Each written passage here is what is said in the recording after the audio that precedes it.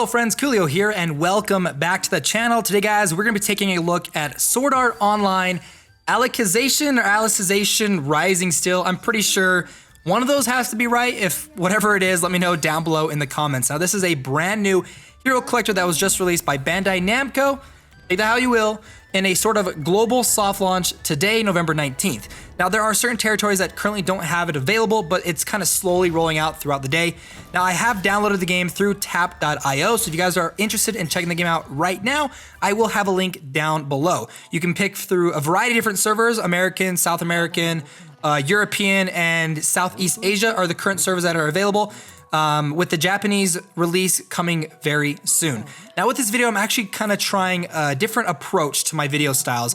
And if you guys enjoy this type of video where I kind of just talk about the game with the gameplay in the background, let me know down below. Hit the like button, comment, and subscribe if you're brand new to the channel as well. That will help me out immensely. So let's go ahead and let's check out Sword Art Online ALICIZATION.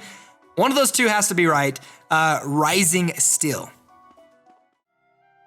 Now the first thing I want to talk about is gameplay, and this game has a lot of story behind it. Now if you've never watched any of the Sword Art Online series before, with my own personal experience by the way, I've watched or binge watched the first season or the first story arc, and then once I got into the second story arc, I didn't continue past there, mainly because of anime fatigue. I had watched a bunch of anime at the time, and I need to get back into watching Sword Art Online.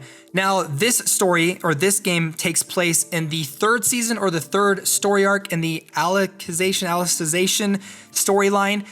Basically you follow the adventures of Kirito and Eugeo as they are searching for their friend Alice. Now I'm not going to dive too deep into the story as there is a lot of story content at the very beginning of the game and as you're playing through it. So if you've never watched the anime, you're going to get the anime story experience, the light novel experience here in the game as you're playing through it. Now this is where I think a lot of people are going to start kind of drawing the line on whether or not they're going to continue playing this game or if they're not going to continue playing this game. This game, like I said, has a lot of story behind it.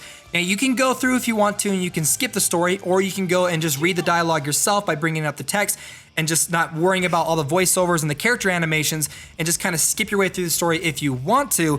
But again, this game has a pretty good story behind it. If you're really invested in a game that focuses more on the role-playing aspect behind it, the RPG styles rather than the combat style, then I think you're really going to enjoy this game. Now that's not saying that the combat isn't bad. I actually think it's pretty good, but there's a lot more story in the very beginning of the game than I've seen in a lot of other hero collector games. So just to let you know, I'm warning you right now, there's a lot of story. Now, the next thing I want to talk about has to be the actual in-game graphics. Now, I'm actually kind of torn between liking the 2D art and animations and not liking it. Now, sometimes they're really good. Other times, they look like a 2008 Flash game, and they look really bad. Now, certain character animations during combat, specifically during their incarnate skill activation, which I'm going to talk a little bit later down this video, look really, really good. And even during like the summoning activation or summoning for characters, if you get a 4-star character, the summoning for them looks fantastic. However, the movement and the dialogue sections of the game, they don't really look that good. The character models look, like I said, like Flash games that were created like 10 years ago.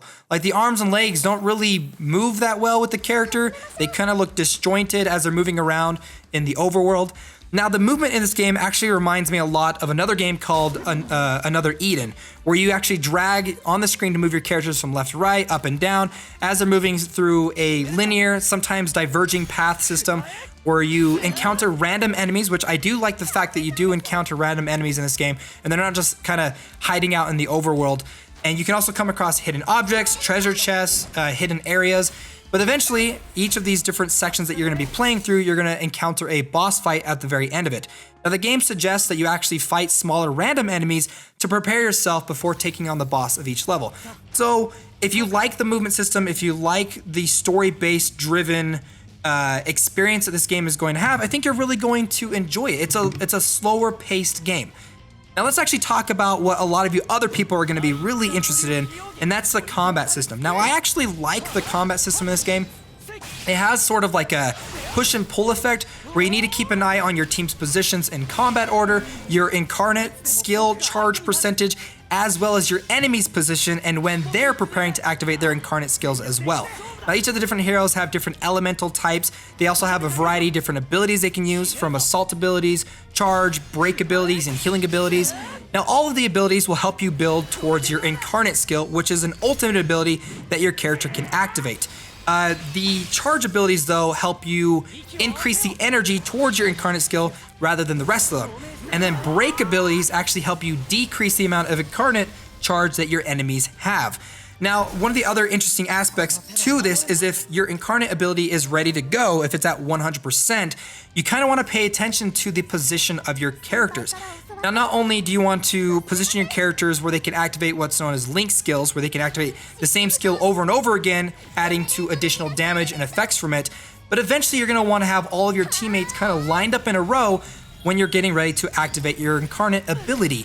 Now, they have ways where you can actually tell your character to stay so they don't end up using any kind of abilities. You can also swap out for some of your support characters if you want to, which you have 4 main characters and 2 support characters. Once you have all of your characters kind of lined up the way that you want to, you can activate your incarnate skill, which you can activate it once it's ready to go, but you want to wait till you have all of your characters lined up and in order to get the maximum effect, because each one of them will be able to go one after the other with a charged up version of their basic abilities, and then they all kind of come together for a final skill effect to take down your enemy, dealing a massive amount of damage and some pretty cool styles of character animations, which again, they look a little janky with this one, but I think it is it's a rather cool combat system, and I really do enjoy it. Now, in terms of a lot of like the goodies and a lot of the monetization that this game has to offer, I was actually kind of surprised at a lot of the free stuff that you get right off the bat. Once you get into the game, and I believe you complete the very first story kind of tutorial, you get your very first free 11-time summon right up front to summon for characters that you want. Now, I don't recommend re-rolling right after that, because once you've completed a couple of more story missions, you'll be able to do another 11-time summon, because the developers actually give you enough in-game currency to participate in their surprise 50% special summoning banner, where everything is 50% off, I think your first time. Now, I was actually surprised that they allowed us to do this, because I've seen a lot of games that once they kind of launch and they're ready to go, they have some kind of special banner where it's discounted, but the only way that you can summon it is through paid currencies. This game doesn't do that. They give you the necessary currencies for you to do another 11-time summon. So again, that was actually pretty cool, and I'm surprised that Bandai Namco actually gave that to us. Now, the other things I want to talk about is they actually give you a bunch of free characters as well. I believe they give you 3 4-star characters right off the bat. They give you 2 simply just by kind of logging into the game and getting some of your prizes that way. And then they leave you 1 in your gift box, which you can then use for your team. So they give you some pretty good characters right off the bat to help you in your adventure. Now, when it comes to the different characters in this game, they're all from the Sword Art Online universe, from all of the different seasons. You're going to have your favorites, Kirito, Asuna, a lot of them. Those are like the main 2 that I know, so please forgive me. But they have some pretty cool characters that you can actually collect in this game, especially if you're a big fan of Sword Art Online. Now, when you're going through and you're summoning, if you happen to summon a character that is a duplicate, if you already have that version of a character, you're going to get a special elemental crystal, which you can then use to awaken and increase the power of your characters. They've got an equipment system, a leveling up system, and a lot of the regular systems that you're going to see in a lot of these gacha games. So what's my recommendation for this game? Well, I think you guys will enjoy the combat system. I think it's a pretty unique combat system with that, you know, like I said, that push and pull. Keep an eye on your team, keep an eye on the enemy team, and making sure things kind of work out to the best to maximize your efforts in combat. The art style, again, is going to be kind of a hit or miss. Moments, it looks pretty cool. Other moments, it looks really bad. Now, if you're a big fan of Sword Art Online, I think you will like this game for the story-driven content behind it. It's a little bit more slower paced than a lot of other games, but again, this is a game that wants you to experience the story that it's telling.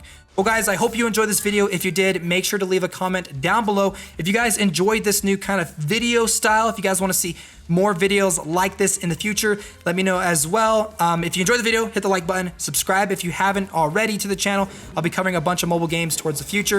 If there's any specific mobile games you guys want me to check out, let me know down below in the comments. Also, head on over to our Discord server and join an amazing mobile gaming community where we talk about mobile games all over the place, as well as follow me on Twitter. Man, I just realized I'm talking a lot about call to actions here at the end.